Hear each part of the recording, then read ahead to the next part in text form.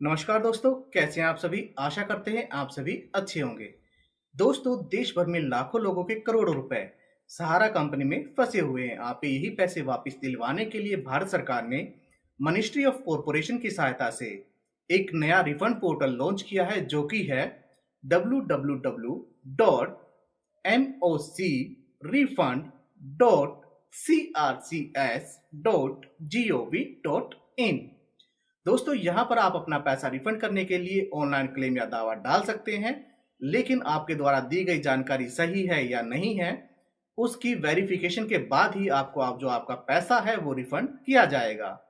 आपने जो ऑनलाइन दावा किया है उसकी वेरिफिकेशन के लिए दावे के समय आपसे कुछ जरूरी जानकारी मांगी जाती है, जैसे सहारा कंपनी की चारों सोसाइटीज में से आपने किस वाली सोसाइटी में निवेश किया था, आपकी सोसाइटी की सदस्यता नंबर कितनी है, आपका वहां का खाता संख्या क्या है, अगर आपने एफडी कराया था तो आपका सर्टिफिकेट नंबर कितना है, और आरडी में आपकी जो बैंक पासबुक है आपकी पासबुक का नंबर कितना है। इसके अलावा जब आपने अपना पैसा जमा कराया था, यानी कि आपने कंपनी में निवेश किया था, तो आपको कस्टमर रिसीविंग मिली थी, तो उस रिसीविंग में आपका जो रिसिप्ट नंबर है वो कितना है। इसके अलावा आपने कुल कितने पैसे का निवेश किया था और किस तारीख यानी कि तिथि को वो निवेश आपने किया था। ये सभी जानकारी अगर आपने अपने ऑनलाइन क्लेम में सही डाली है तो आपको आपका पैसा रिफंड कर दिया जाएगा। लेकिन अगर आपसे कोई जानकारी गलत फीड हो गई है तो आपको आपका पैसा मिलने में परेशानी आपको झेलनी पड़ सकती है। इसीलिए दोस्तों, अगर आपको भी अपने बॉन्ड पेपर, रिसिप्ट और कस्टमर पासबुक में से ये सभी जानकारी कलेक्ट करने में या ढूंढने में कोई परेशानी आ रही है तो ये वीडियो केवल आप ही के लिए बनाई गई है। वीडियो में हमने आपको बताया है कि इन सभी के अंदर से ये जरूरी डिटेल आप कैसे चुन सकते हैं या कलेक्ट कर सकते हैं। तो दोस्तों, आपसे गुजारिश है वीडियो को बिना स्किप किए अंत तक जरूर देखें, क्योंकि अगर आप ऐसा करते हैं तो हो सकता है आप वीडियो का कोई जरूरी भाग मिस कर दें। तो दोस्तों, भूमिका में ज्यादा समय वेस्ट ना करते हुए चलिए वीडियो को शुरू करते हैं।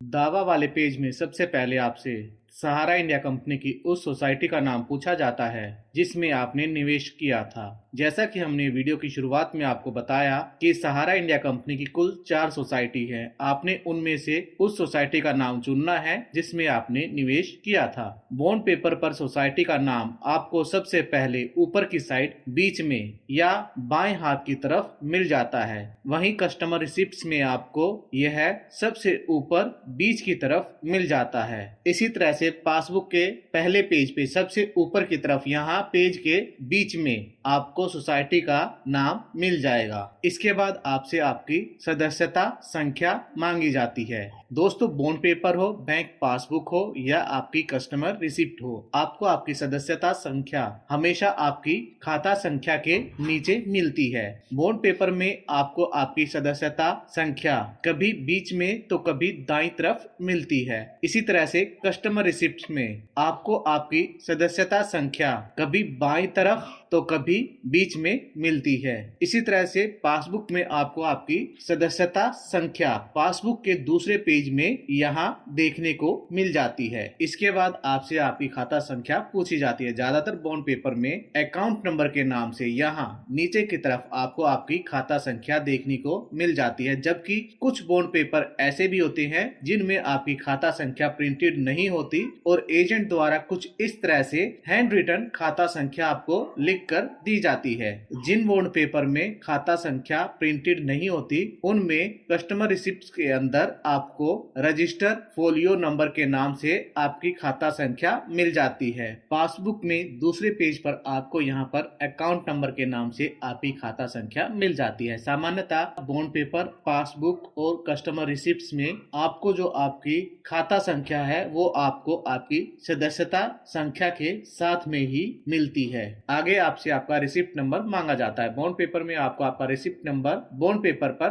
बाईं तरफ मिलता है, जबकि कस्टमर रिसिप्ट्स में आपको रिसिप्ट नंबर दाईं तरफ देखने को मिल जाता है। इसी तरह से अगर पासबुक की बात की जाए, पासबुक की एंट्री पेज में आपके द्वारा किए गए हर एक जमा निवेश की रिसिप्ट यहाँ पर लिखी जाती है। दोस्तों, यहाँ जिसने एफडी करा रखी है उसको एफडी बॉन्ड पेपर और कस्टमर रिसिप्ट दोनों पर ही अपना रिसिप्ट नंबर मिल जाता है, इसीलिए उसके लिए डिटेल भरना आसान है। लेकिन यहाँ पर जिसने कराई थी उसको पासबुक मिलती है, जिसमें जमाकर्ता को रोजाना, मासिक, तिमाही और 6 माही इत्यादि के हिसाब से नियमित रूप से पैसे जमा कराने होते थे। इसीलिए उनके पास जो कस्टमर रिसिप्ट है वो काफी ज्यादा मात्रा में होती है और ऑनलाइन दावा या क्लेम फाइल करते समय आप केवल एक ही रिसिप्ट नंबर का उपयोग कर सकते हैं। ऐसे में सवाल आता है कि आप कौन सा रिसिप्ट नंबर अपने दावे में भरेंगे। इसके अलावा सेम एफडी/आरडी के लिए क्या आप अलग अलग रिसिप्ट के साथ अलग अलग दावा फाइल करेंगे? तो ऐसा नहीं है। एक एफडी/आरडी के लिए आप केवल एक ही बार क्लेम या दावा कर सकते हैं, इसीलिए आपकी मर्जी है, आप कोई भी एक रिसिप्ट नंबर के साथ अपना ऑनलाइन दावा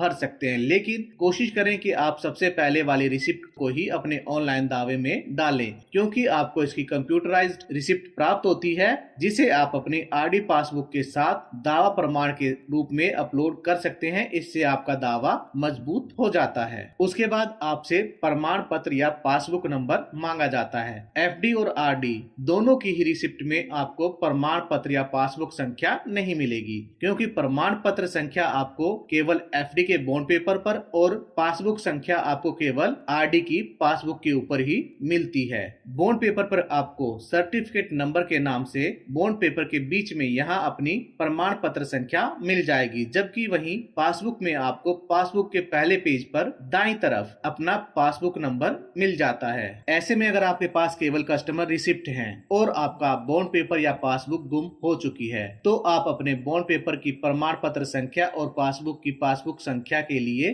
सहारा सोसाइटी के डिस्ट्रिक्ट ऑफिस में जाकर पता कर सकते हैं, जहां से आपने एफडी या आरडी कराई थी। उसके बाद आपसे खाता खोलने की डेट पूछी जाती है और ये डेट आपको कस्टमर रिसिप्ट्स में नहीं मिलेगी, ये केवल आपको बॉन्ड पेपर और पासबुक में ही मिलती है। बॉन्ड पेपर पर आपको ये डेट या ऑन डेट के नाम से आपको यहाँ पर देखने को मिल जाती है, जबकि पासबुक में आपको दूसरे पेज पर अकाउंट ओपनिंग डेट के नाम से आपको ये यहाँ पर मिल जाती है। आखिर में आपसे जमा योगदान राशि पूछी जाती है। एफडी में यहाँ ए सम ऑफ कंट्रीब्यूशन और ए सम ऑफ रुपीज के नाम से ये ऑप्शन यहाँ देखने को मिल जाते हैं। लेकिन आरडी में आपको अपनी आरडी की पहली रिसिप्ट से लेकर आखिरी रिसिप्ट तक जमा की गई कुल राशि का योग यहाँ पर भरना होता है। दोस्तों ध्यान दें, यहाँ पर कुछ जमाकर्ता वह राशि भर देते हैं जो आपकी एफडी और आरडी कंप्लीट होने के बाद सहारा कंपनी ने आपको देने का वायदा किया था। तो दोस्तों ध्यान रहे कि यहाँ आपने वो राशि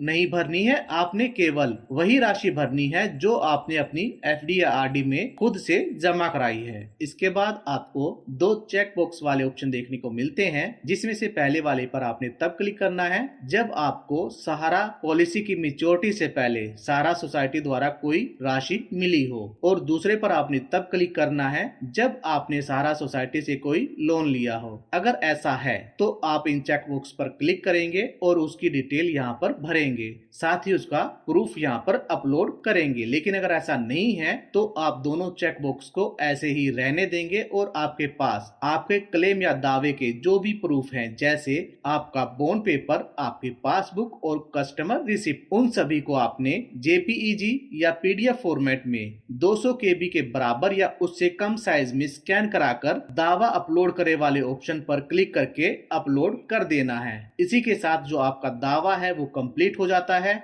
दोस्तों आज की वीडियो में बस इतना ही।